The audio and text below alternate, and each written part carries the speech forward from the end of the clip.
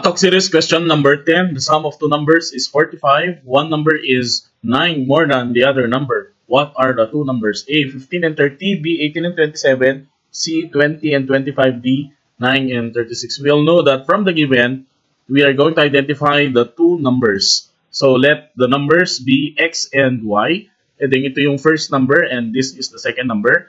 Followed by this equation. Two numbers is 45, the sum, the word na sum. So that is x plus y equals 45. Then, one number is 9. More than. Yung more than po dito, that's addition. Okay? The other number. So, identify na natin kanina that the two numbers are in the form of x and y. So, the other number is equal to x is equal to y plus 9. Kasi yung one number is 9 more than the other number. So, ito siya. Then after that, we're going to use this equation. And our value of x is x plus 9 equals dito sa part na to. Let's substitute.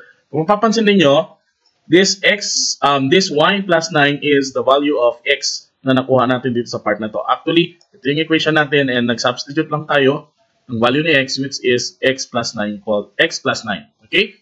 So let's add y plus y, that's 2y.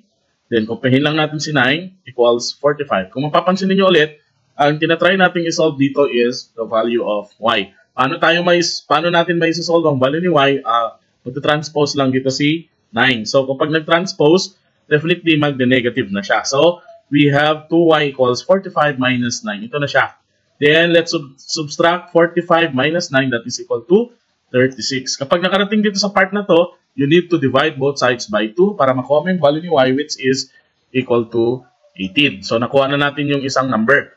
So, hahanapin pa rin natin yung value ni x and we're going to use this equation. X is equal to y plus 9. Yung value ni y kanina is 18. So, definitely, 18 plus 9, that is equal to 27. So, the two numbers are 18 and 27. So, letter B tayo sa part na to, but we need to consult the checking. Okay? Sa checking naman, any of the two equations can do. Pero ang ginawa ko dito sa part na to, para mapatunayan natin tong sum of two numbers is 45. So, kinuha ko yung x plus y equals 45. So, ang value ni x is 27. Value ni y is 18. So, 27 plus 18, that is equal to 45. So, 45 is equal to 45. Then, letter B, ang sagot natin, which is 18 and 27. Follow my talks for more videos. See you to the next episode.